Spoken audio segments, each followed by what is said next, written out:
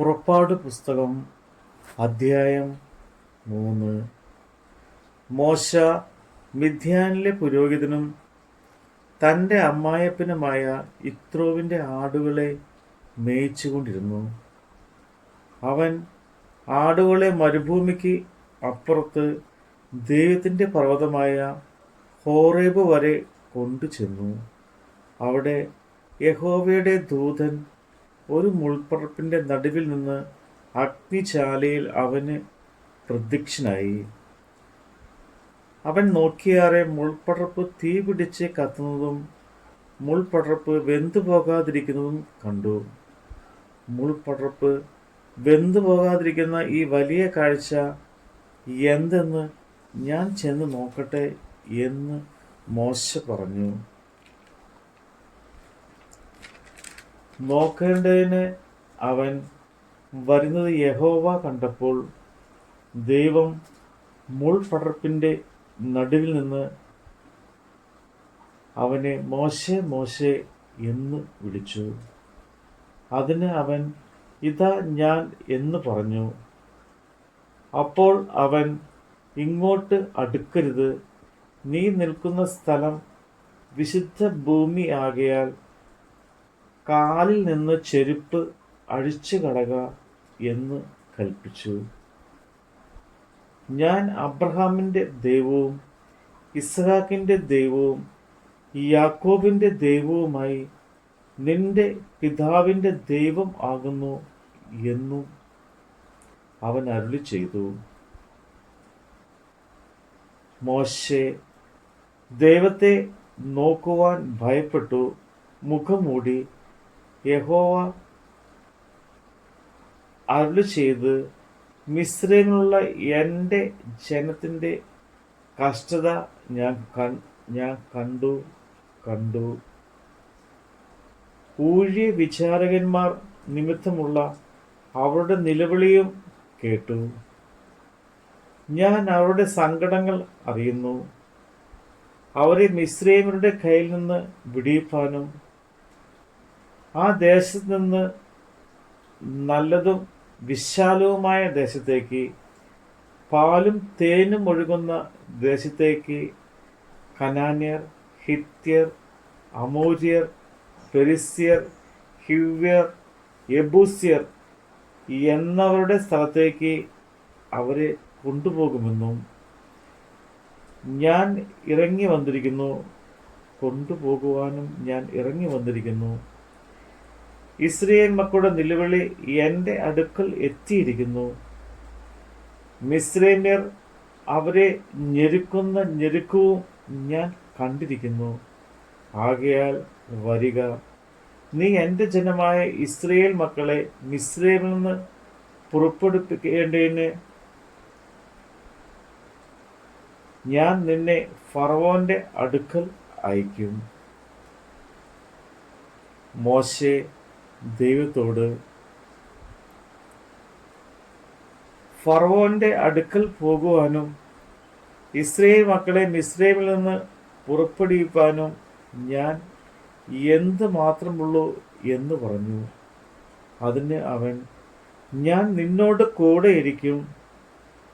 നീ ജനത്തെ മിസ്രൈമിൽ നിന്ന് കൂട്ടിക്കൊണ്ടുവരുമ്പോൾ നിങ്ങൾ ഈ പർവ്വതത്തിങ്കൽ ദൈവത്തെ ആരാധിക്കുമെന്നുമുള്ളത് ഞാൻ നിന്നെ അയച്ചതിന് അടയാളമാകും എന്ന് അരുളി ചെയ്തു.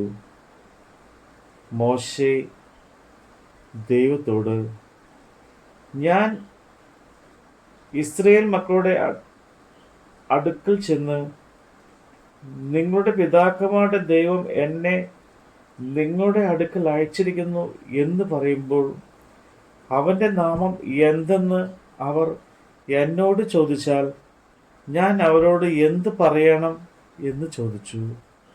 അതിന് ദൈവം മോശയോട്, ഞാനാകുന്നവൻ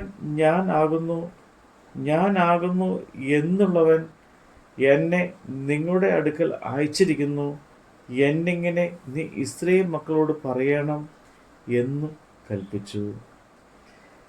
ദൈവം പിന്നെയും മോശയോട് അരുളി ചെയ്തത് എന്തെന്നാൽ, നീ ഇസ്രായേൽ മക്കളോട് ഇപ്രകാരം പറയണം: അബ്രഹാമിന്റെ ദൈവവും ഇസ്ഹാക്കിന്റെ ദൈവവും യാക്കോബിന്റെ ദൈവവുമായി നിങ്ങളുടെ പിതാക്കന്മാരുടെ ദൈവമായ യഹോവ എന്നെ നിങ്ങളുടെ അടുക്കൽ അയച്ചിരിക്കുന്നു.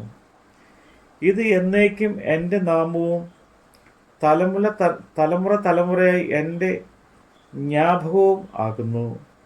നീ ചെന്ന് ഇസ്രായേൽ മൂപ്പന്മാരെ കൂട്ടി അവരോട്, അബ്രഹാമിൻ്റെയും ഇസ്ഹാക്കിൻ്റെയും യാക്കോബിൻ്റെയും ദൈവമായി നിങ്ങളുടെ പിതാക്കന്മാരുടെ ദൈവമായ യഹോവ എനിക്ക് പ്രത്യക്ഷനായി കൽപ്പിച്ചത്, ഞാൻ നിങ്ങളെയും മിസ്രൈമിൽ അവർ നിങ്ങളോട് ചെയ്യുന്നതിനെയും സന്ദർശിക്കുന്നു.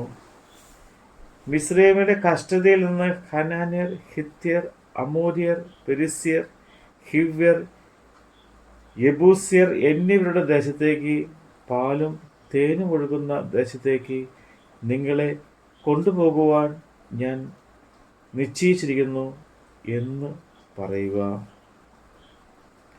എന്നാൽ അവർ നിന്റെ വാക്ക് കേൾക്കും.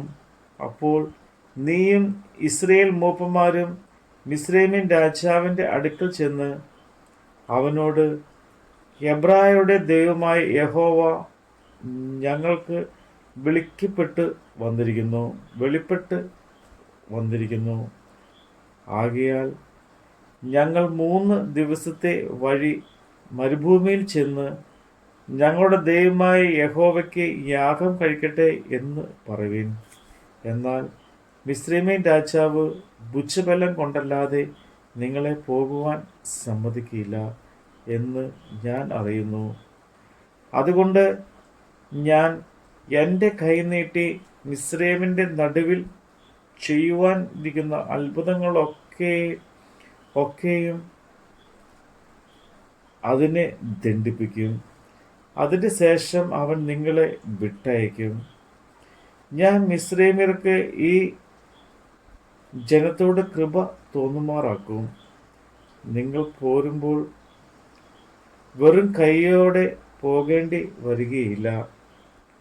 ഓരോ സ്ത്രീ താൻ്റെ അയൽക്കാരത്തിയോടും വീട്ടിൽ അതിഥിയായി പാർക്കുന്നവരോടും വെള്ളി ആഭരണങ്ങളും പൊന്നാഭരണങ്ങളും വസ്ത്രങ്ങളും ചോദിച്ചു വാങ്ങി നിങ്ങളുടെ പുത്രന്മാരെയും പുത്രിമാരെയും ധരിപ്പിക്കുകയും മിസ്രൈമ്യരെ കൊള്ളയിടുകയും വേണം.